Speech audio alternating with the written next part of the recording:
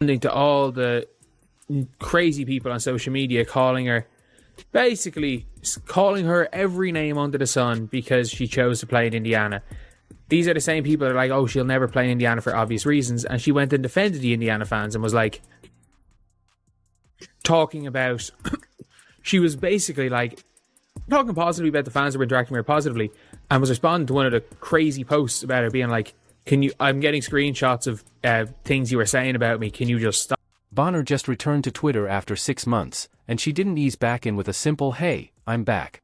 No, she made a huge splash that's got the whole WNBA buzzing. Not only is she joining the Indiana Fever, but she's also shutting down a long-standing, negative narrative.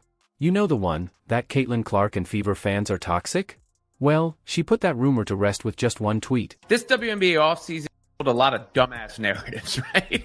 It really did. And I hope they're gone for good. And I hope we spend so much less time discussing nonsense. But I think we've seen it stamped out this offseason. And one of those narratives was people wouldn't want to go to the Fever because of the Fever fan. You might be thinking, isn't that the team everyone loves to hate? Well, Bonner isn't having it. She sent out a tweet that's making waves across the league. And believe me, it's about way more than just basketball. It goes to show you that I think hopefully all that stuff has been put in the rear view. And of course, Bonner is a pro. Imagine this, Bonner, probably sipping her coffee and scrolling through her phone, comes across the usual chatter. Fans are trashing her for joining Indiana, saying no one wants to play for the Fever, and the so-called experts are still holding on to that tired narrative like it's the last piece of pizza at a party. But instead of brushing it off, Bonner had enough. She didn't just respond, she shut it down completely, like one of her famous shot blocks. Y'all, I don't get on here often because this app is insanely too much sometimes. I just want to say thank you. Thank you for all the love I've received so far. Deaf, not unnoticed. The love is real. Her tweet? Pure gold. Bonner didn't just stand up for herself, she went all in for the Indiana Fever fans. She straight up said, "You guys are loud, passionate, and real. That's not toxic, that's what true fandom looks like." But she didn't stop there. She called out the double standard, too. She pointed out how, when other fan bases are passionate, it's seen as support, but when Indiana does it, it's criticized. She asked, how does that even make sense? She's gone online for 2 times. One is to call out the crazy people attacking her right now because she joined the Fever. Why does this matter? Bonner isn't some rookie trying to stir up drama. She's a champion, a legend in the game, and a scoring machine. When she speaks, the entire league listens. This isn't just a player venting on Twitter, this is a respected leader calling out the nonsense.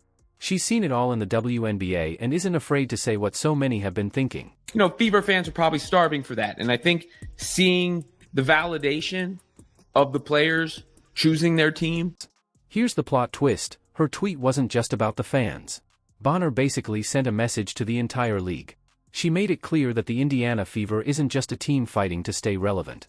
With Caitlin Clark leading the way, the Fever are building something special, and Bonner is all in.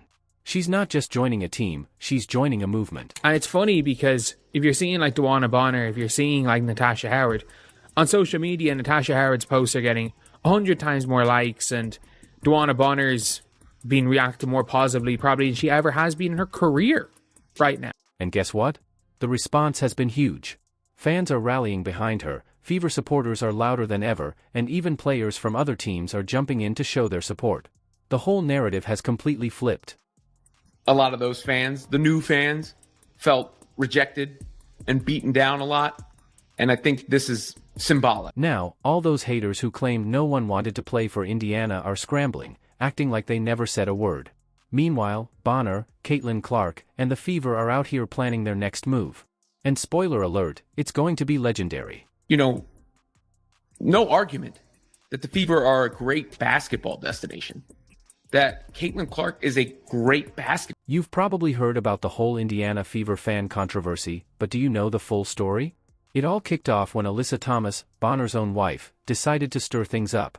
She said that Fever fans were so intense, players were avoiding the team like it was some kind of basketball wasteland. In my 11-year career, I've never experienced the racial comments from the Indiana Fever fan base. We had her face on a serious matter that happened in this world, and it's unacceptable, honestly. And there's no place for it. And we've been professional throughout the whole entire thing, but I've never been called the things that I've been called on social media. Here's the twist: despite all the noise, star players are lining up to join the Fever. Bonner, Natasha Howard, and others. These aren't just role players, these are certified WNBA stars. They saw all those toxic fan base headlines and still said, "Sign me up." Now, let's talk facts. The numbers don't lie. Fever fan engagement is through the roof.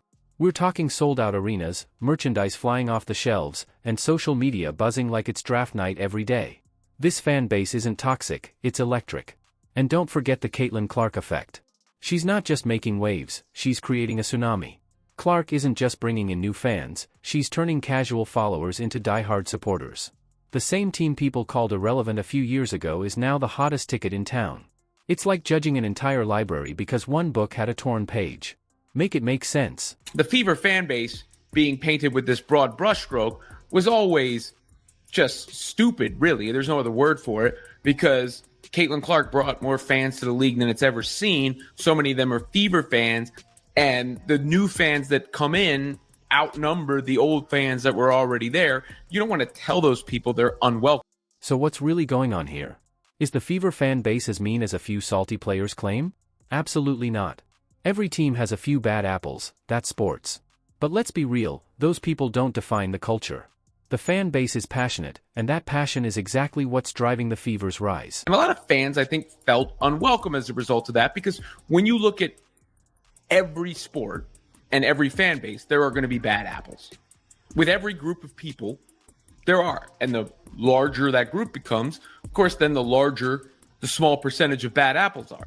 But if you've ever followed sports, you see people acting stupid online or even live at games. Here's the reality: why are star players suddenly flocking to Indiana? It's simple. They see the vision, they know what's cooking in that front office. Maybe it's the chance to win, maybe it's the endorsements, or maybe, just maybe, they realize that Indiana Fever fans are the backbone of something special, not the problem. It is, if you're good and you're playing well, it's great to be a Fever. If you're playing badly, it is the worst place you can be. And if you're a WNBA player, you've got to be able to handle that. The WNBA's landscape is shifting, and Indiana is right at the center of it. So to the haters, keep talking, because while you're busy tweeting, the Fever are busy winning. Think about it: if the Fever's fan base was really that bad, would top-tier players be lining up to sign contracts? Yeah, didn't think so. It's almost like the narrative some people push doesn't match reality. Shocking, right?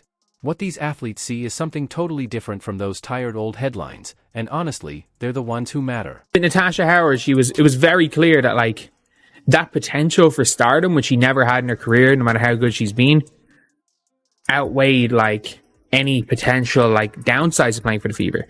And then for DeWanna Bonner, she had all those connections to Indiana, she had connections to Stephanie White. You might think you know the whole story about the Indiana Fever, but there's a comeback happening right now that nobody saw coming. Remember when people treated the Fever like some kind of basketball wasteland? Well, things have changed. Let's break down how Indiana flipped the script and silenced the haters. First, we've got to talk about Caitlin Clark. She's not just a superstar, she's a walking headline, a sellout crowd magnet, and the kind of player who can turn a struggling franchise into must-see TV. The energy she's brought to the Fever is unreal.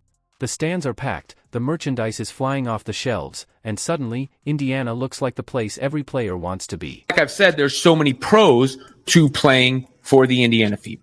The pros being that you get more attention, you get more endorsements, you get a chance to win, you get fans on the road or away, or at home. All these things come to you when you're playing for the Fever. But here's where it gets even juicier. It's not just about Clark. A culture was built, thanks to the Fab Four: Clark, Aaliyah Boston, Kelsey Mitchell, and Lexi Hull. A culture of teamwork, camaraderie, and selflessness. That's why all-stars, veterans, and fan favorites are flocking to Indiana like it's the hottest new club. Bonner, Sydney Colson, Natasha Howard, Sophie Cunningham, big names with big games. These aren't players just looking for a paycheck, they're looking to build a legacy, and they see it happening in Indiana. Regardless, so many players decided they were going to go to the Indiana Fever in the offseason, which was the death knell for a lot of those narratives. They weren't traded. Cunningham was traded there, but Natasha Howard signed with the Indiana Fever. And I think more importantly, DeWanna Bonner signing with the Indiana Fever was representative of that. Sydney Colson as well, of course. But Bonner, because she is, in a relationship with Alyssa Thomas, and Alyssa Thomas had said what she said about fans after the playoff loss, it goes to show you that I think hopefully all that stuff has been put in the rear view. And of course, Bonner is a pro. Why? Because winning teams attract winners. When a franchise starts making noise, it comes with perks, national TV games, sold-out arenas, endorsement deals, you name it. Players aren't just thinking about their next layup, they're thinking about building their brand, securing their future, and maybe even adding a few extra commas to their bank accounts. No argument that the Fever are a great basketball destination, that Caitlin Clark is a great basketball player, that they have a great fan base. I guess that's ultimately what you're going to see, right? Because so many of those Fever fans, I've seen them, they're the ones watching Unrivaled. They're the ones watching women's college basketball. Others too. I know what some people might be thinking. Isn't this all just hype? Well, if it's hype, it's the most effective marketing campaign in sports history. The Fever went from nobody cares to everybody's watching in just one season. And you better believe the experts are paying attention. Analysts who once dismissed Indiana are now scrambling to figure out how they pulled this off. Then Sydney Colson, who was on the Aces, and so many of the Aces fans were always, and Colson chooses the Indiana Fever.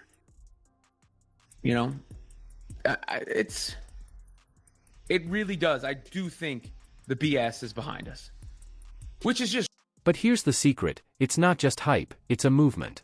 The Fever aren't just a team anymore, they're a statement, a symbol of what happens when you combine raw talent, a passionate fan base, and a front office that actually knows what they're doing. This isn't about luck, it's about vision. These players aren't joining Indiana because of some fleeting social media buzz, they're here because they see the potential. They see the future, and most importantly, they see wins on the horizon. Then DeWanna Bonner says, champion, right? Veteran. I choose to go there, despite what was out there, despite the fact that I played for the Connecticut Sun. And that was as heated as it may get. Dejanay Carrington was on her team, tweeting up a storm after every game. And even Alyssa Thomas said what she... So yeah, maybe in the past, people were clowning the Fever. But now, the joke's on them. Indiana isn't just back, they're leading the charge. And if you blink, you'll miss the revolution happening right in front of your eyes. This isn't just a big moment for the Fever, it's a seismic shift shaking the entire WNBA's foundation. Players aren't just choosing teams based on contracts anymore, they're looking at culture, fan engagement, and where they can leave a legacy. It's not just about playing games anymore, it's about becoming a legend. It's a lot. It already helped. Knowing that they get to root for Caitlin Clark helps. But seeing Kelsey Mitchell come back and that welcome, she's being celebrated. And we celebrated her too, right? That's how they felt. We celebrated her. People tried to tell us we didn't, but we did. And Aaliyah Boston and the All-Star votes and Lexi Hull getting the endorsements that she's got. And that was the existing core. And then you bring in the new look Fever, Natasha Howard, a veteran, a winner, says, I choose to go here. Play with Caitlin Clark, Kelsey Mitchell, Aaliyah Boston. And that says something. Let's be real for a second, Bonner's move? That's not just another free agency signing. That's a statement. She saw the drama, the noise, and all the so-called toxic fanbase talk, and she basically said, yeah, I'm betting on Indiana. When a champion, someone with rings, receipts, and real clout, makes a move like that, the whole league takes notice. The courage it takes to do that? Unmatched. We're talking about a player who's battled on the court but decided the Real fight was off the court this time. Which is just great. That's great for all of those fan bases I just mentioned, right? It should be great. I know the Aces fans have had a tough time, but it should be great for any fan of the game, any fan of the sport, any fan of the WNBA actually growing. Because anybody who was focusing so much of their energy on that, come on. You don't actually love the sport. You weren't actually talking about the game or the play. You might be thinking, okay, but what's the big deal about one player defending some fans? Well, let me tell you, it's huge. Bonner's stand isn't just about defending Indiana Fever fans, it's about flipping the narrative for the entire league. She's forcing players, coaches, and even those crusty old analysts who think they know everything to rethink how they talk about teams and their supporters. It's not the same situation. You've got a 38-year-old vet, one of the best players in the entire WNBA. history. One of the best players in WNBA history, honestly. Coming to the Fever, and look, as long as she plays defense and is better than Katie Lou Samuelson, like she's on the Katie Lou money, I don't care. Like, as long as she is better than Katie Lou Samuelson, it's...